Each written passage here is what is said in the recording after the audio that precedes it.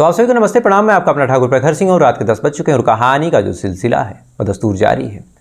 आज की कहानी शुरू करूं उससे पहले आपको याद होगा मैंने जो मध्य प्रदेश में वो घटना घटी थी, एक आदिवासी के ऊपर पेशाब करने वाला, यूरिनेशन वाला, उसके बारे में मैंने आपको अपडेट दी थी कि एक शख्स था जिसने पेशाब किया था एक आदिवासी युवक के ऊपर।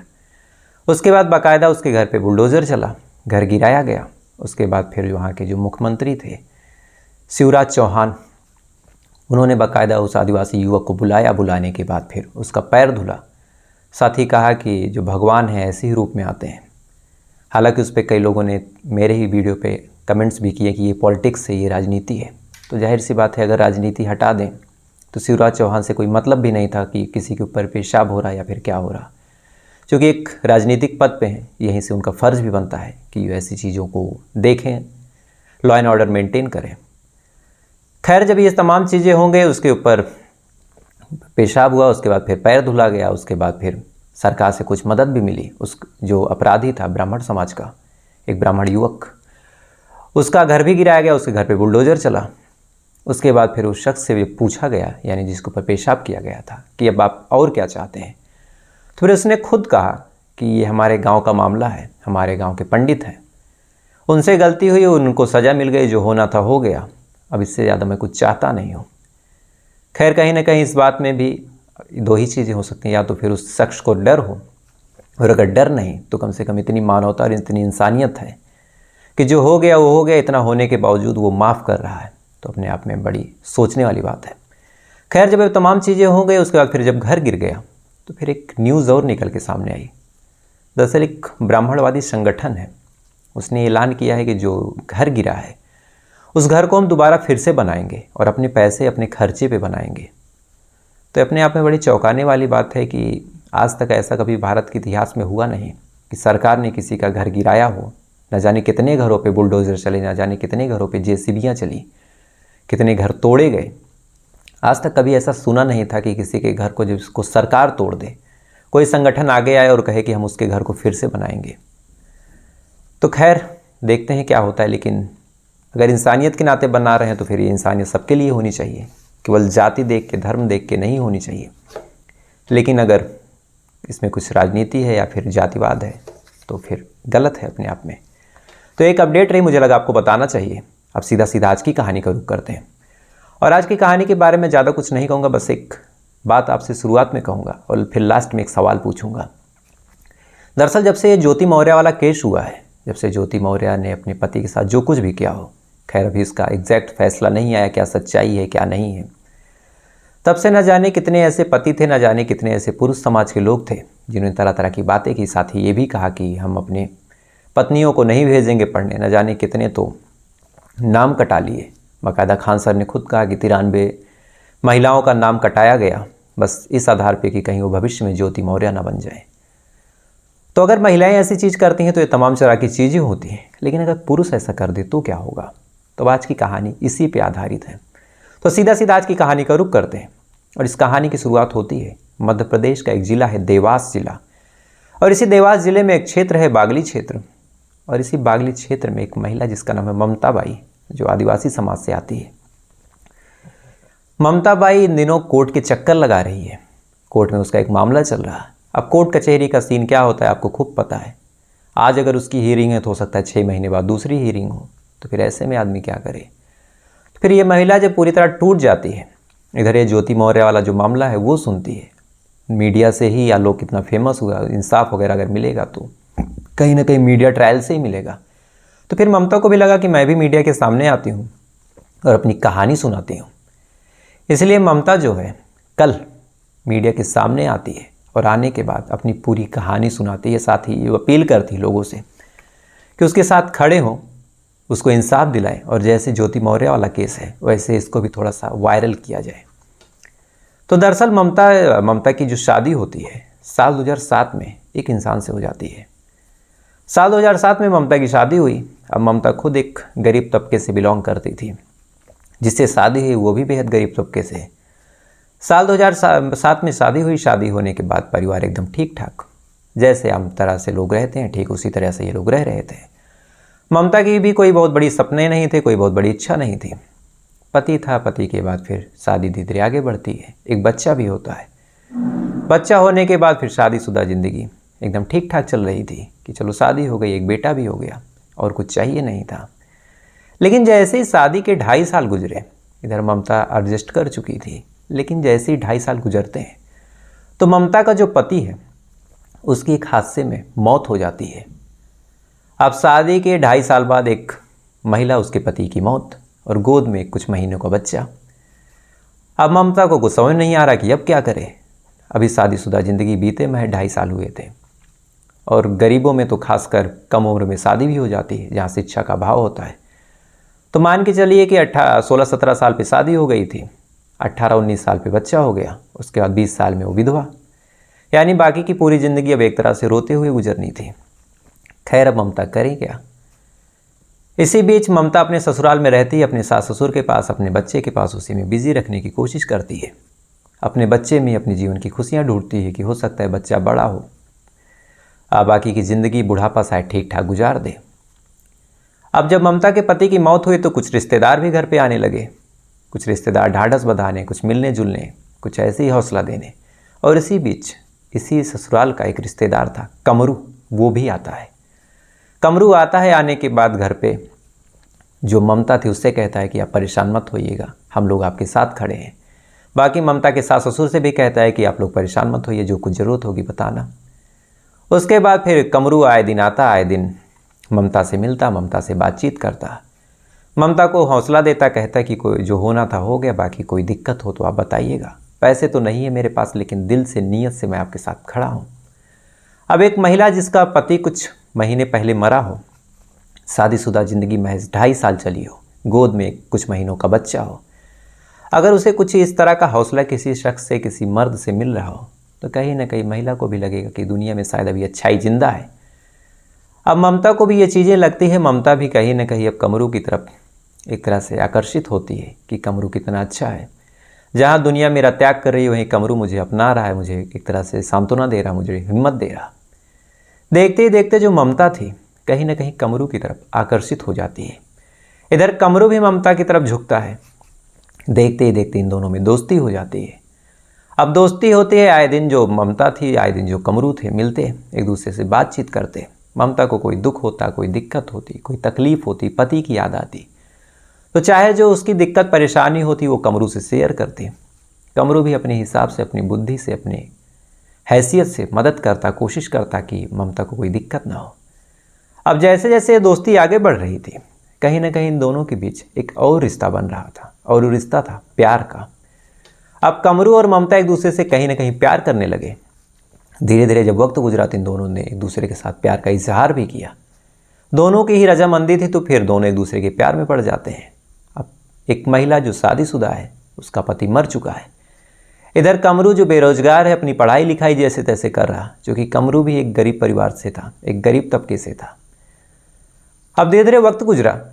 साल 2010 में पति की मौत हुई थी और जैसे कुछ साल बीते, इधर इन दोनों के बीच इतना गहरा रिश्ता हो चुका था, इतना प्यार हो चुका था कि फिर साल 2015 में दोनों ने फैसला किया कि एक काम करते हैं, शादी कर लेते हैं। लेकिन अब जो रूढ़िवादी लोग होते हैं उनके घर में ना तो विधवा विवाह होता है, ना ही कोई ऐसा माँ बाप होता है जो अपने बच्चे को किसी विधवा से शादी करने दे। तो फिर नॉर्मल शादी पॉसिबल नहीं थी। ये बात कमरू को भी अच्छे से पता थी, ममता को भी अच्छे से पता थी। तो फिर ये लोग क्या करें। तो फिर जब इन्हें लग गया कि परिवार वाले शादी नहीं करने देंगे, परिवार वाले एक नहीं होने देंगे, तो फिर इन्होंने कोर्ट का सहारा लिया। और फाइनली साल 2015 में कमरू और जो ममता थे, इन दोनों ने कोर्ट मैरिज कर ली। और कोर्ट मैरिज करने के बाद ममता, कमरू और वो बच्चा जो भी 5 साल का था, 5 या 6 साल का, अब ये तीनों लोग एक साथ रहने लगे। अच्छा, इधर जब ममता की शादी हो गई कमरू से, कमरू अभी बेरोजगार था, ग्रेजुएशन कर रहा था। अब तक तो घर वाले पैसे दे रहे थे, लेकिन जब कमरू ने शादी कर ली तो एक तरह से घर वालों ने भी मुंह फेर लिया कि अब जब तुम अपने मन से शादी कर रहे हो, तुम्हें पढ़ाई लिखाई नहीं करनी है, तो तुम अपना खर्चा, अपनी चीज़ें खुद देखो, हमसे कोई उम्मीद ना रखो।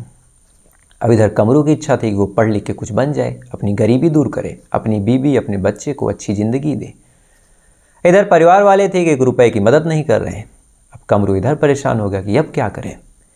घर वालों से पैसे मांगता तो घर वाले सीधा सीधा मना कर देते। तो फिर अंत में एक दिन हार के अपनी बीवी से कहता है कि मैं पढ़ना चाहता हूँ, मैं कुछ करना चाहता हूँ, लेकिन मेरा जो परिवार है वो कुछ मदद नहीं कर रहा। अगर परिवार वाले पैसे नहीं देंगे तो फिर पढ़ नहीं पाऊँगा, और पढ़ नहीं पाऊँगा तो हमारी ज़िंदगी ऐसी ही गरीबी में गुजरेगी। और ये जो बच्चा है मैं इसको अच्छी शिक्षा कैसे दूँगा, अच्छी ज़िंदगी इसको कैसे दूँगा। अब ये बात जैसी ममता सुनती है तो ममता ना कुछ सोचती है ना कुछ समझती, बस एक लाइन बोलती है और कहती है कि अगर आपको पढ़ना है तो आप पढ़ो, जितने भी पैसे लगेंगे, जितनी भी चीज़ें लगेंगी, जो कुछ होगा मैं आपको दूंगी। अब ये बात जैसे ही कमरू सुनता है तो कमरू फिर ताजुब में, ये मेरी बीवी ना कहीं कमाती है ना कुछ करती है, ऐसे कैसे वो कह रही है। कमरू उससे कहता है कि अच्छा क्या करोगी, इतने पैसे लगेंगे, तुम कहाँ से दोगी। तो ममता इतना प्यार करती थी अपने पति से कि वह कहती है कि मैं चाहे जो करूँगी, अपने आप को बेच दूँगी, लेकिन मैं तुम्हें पैसे दूँगी, बस तुम पढ़ो और तुम्हारी पढ़ाई नहीं रुकनी चाहिए। अब पत्नी से जब इतना हौसला मिला तो फिर कमरू भी पढ़ने बैठता है। पत्नी अपने गांव में निकलती है, जितने भी पैसे वाले घर थे हर उस घर में जाती है और कहती है कि आपके घर में अगर झाड़ू पोछा करना हो, बर्तन मांजना हो तो आप हमें बताओ, बस बदले में कुछ पैसा दे देना और हमें कुछ नहीं चाहिए। अब ये बात जैसे ही आसपास के लोग सुनते हैं तो उन्हें भी लगता है कि चलो ठीक है, कोई झाड़ू वाली, पोछा वाली, बर्तन वाली मिल रही है तो रख लेते हैं। अब कई घरों में दिनों रात ये बर्तन मांजती है, उससे कुछ पैसे मिलते हैं। उन पैसों से अभी अपने पति की यानी कमरू की किताबें खरीदती, फॉर्म भरवाती, बाकी नोटबुक वगैरह जो कुछ चाहिए होता वो दिलवाती, कुछ ऑनलाइन चीज़ें देखनी होती तो उसके लिए मोबाइल का रिचार्ज करवाती, मोबाइल खरीदती है। अब पत्नी दिनों रात घर घर जाके मेहनत करती है, इधर पति जो है अपनी ग्रेजुएशन को पूरा करता है। अब जैसे ग्रेजुएशन पूरा होता है तो फिर एक दिक्कत, वो कहता है कि यार मुझे कुछ कंपटीशन एग्ज़ाम देखना है पीएससी का, और कंपटीशन एग्ज़ाम के लिए तो कोचिंग चाहिए, और कोचिंग के लिए फिर और सारे पैसे चाहिए। अब तक तो तुमने काफ़ी मदद की, लेकिन कोचिंग में तो एक मोटी रकम चाहिए, वो कैसे होगा। अब जैसे ही ये बात पत्नी सुनती है तो पत्नी फिर हौसला देती है और कहती है कि आप परेशान मत रहो, आपको जहाँ कोचिंग करनी है, जितने पैसे लेंगे वो तमाम पैसे मैं ला के दूँगी, चाहे जहाँ से ला के दूँगी, अपनी किडनी बेच दूँगी, लेकिन बस आप पढ़ो।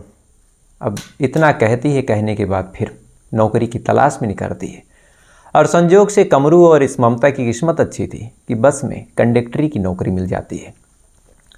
अब दिन में ये बस में कंडक्टरी की नौकरी करती, रात में शाम को ये घरों में जा के बर्तन मांजती, झाड़ू पोछा करती, किसी और की कुछ और चीज़ें कर देती, यानी कहीं छोटा मोटा काम होता, मेहनत मजदूरी होती वो करती, इधर बस में कंडक्टरी की नौकरी, इधर घर में झाड़ू पोछा, तो मोटा मोटी 20-22 हज़ार रुपये ये महीने का पा जाती। और इन 20-22 हज़ार रुपयों को ये अपने पति को दे देती और कहती कि जाइए, आपको जहाँ कोचिंग करनी है वहाँ करिए। अब जब पत्नी से इतना सपोर्ट मिला तो जो कमरू था वो भी निकल जाता है इंदौर कोचिंग करने। इंदौर में जाता है कोचिंग करने, इधर पत्नी लगातार पैसे भेज रही है, साल दर साल तैयारी करता है। साल 2016 से तैयारी करता है, तैयारी करने के बाद लगातार अटैम्प्ट्स देता है। कई अटैम्प्ट्स में तो इसका सिलेक्शन नहीं हुआ, कई बार ये उदास भी हुआ कि अब लौट आता हूँ, तुम इतना मेहनत कर रही हो, लेकिन पत्नी थी कि उसकी जिद थी कि मेरा जो पति है वो कुछ करे।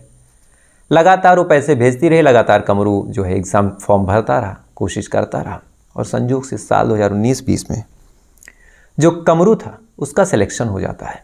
कमरू का सिलेक्शन हुआ और इसका सिलेक्शन होता है कमर्शियल टैक्स ऑफिसर के रूप में, यानी जो सेल टैक्स विभाग होता है उसमें कमर्शियल टैक्स ऑफिसर बन जाता है। अब एक शख्स जो कायदे से उसके घर में खाने को ला लेते, एक टाइम ऐसा आता है, बीवी का ऐसा सपोर्ट मिलता है, ऐसा साथ मिलता है कि फाइनली वो इस मुकाम पे पहुंचता है कि वो अफसर बन जाता है।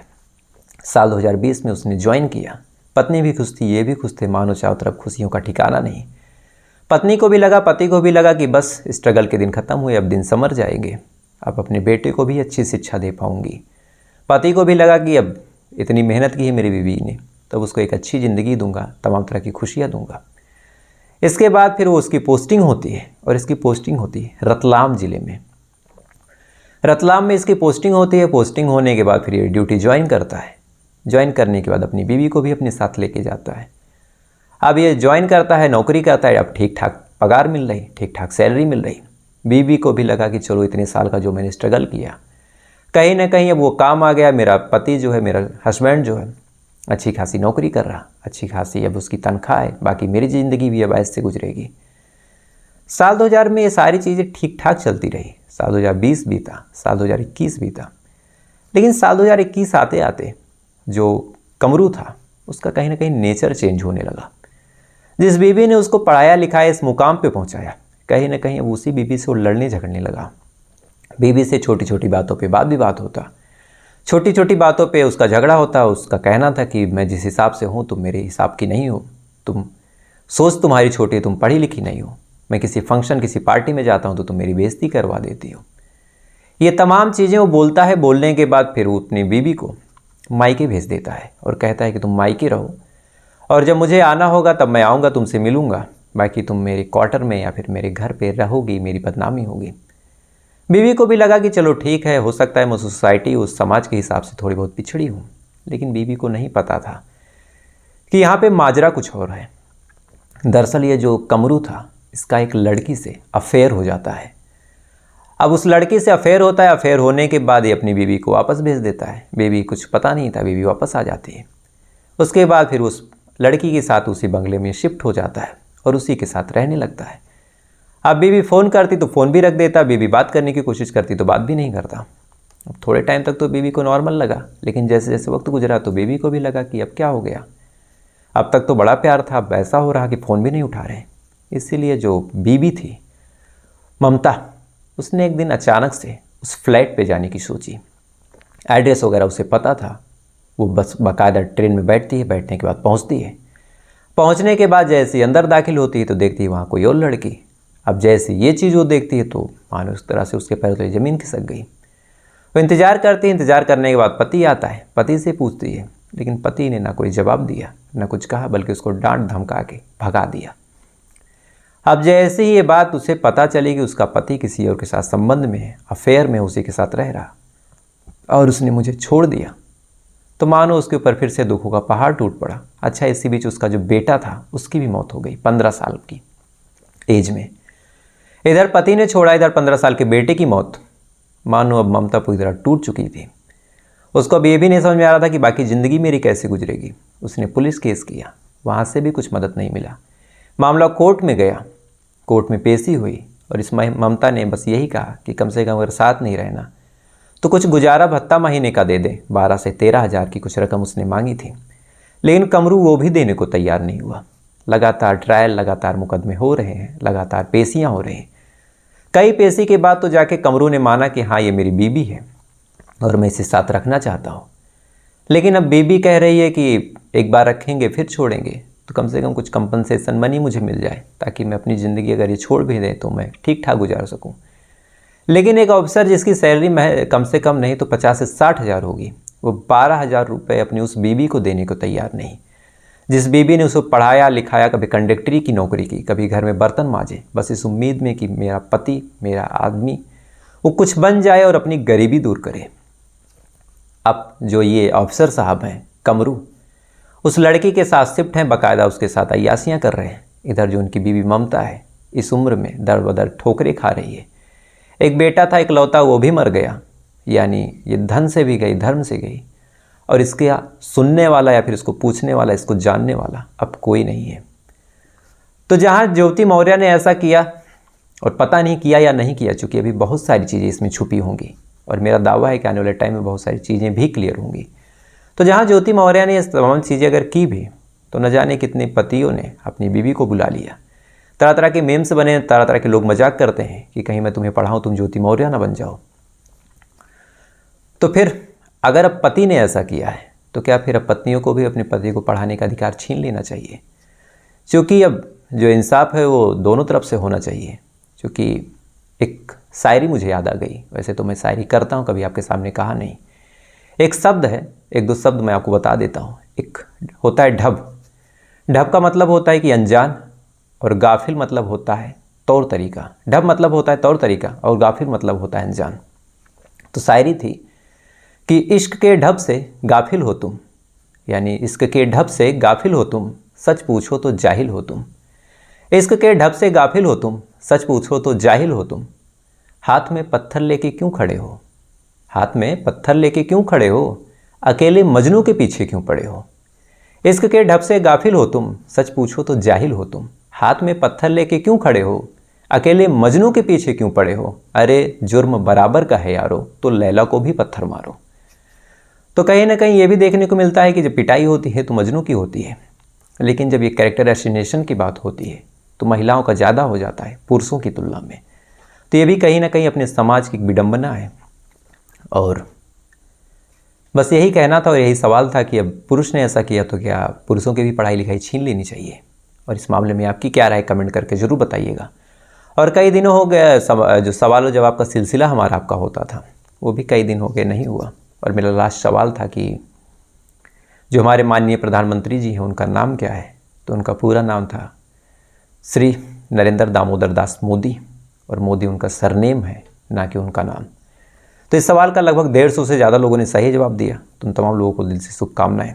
और सवाल जवाब और नाम लेने का सिलसिला फिर से अब शुरू होता है।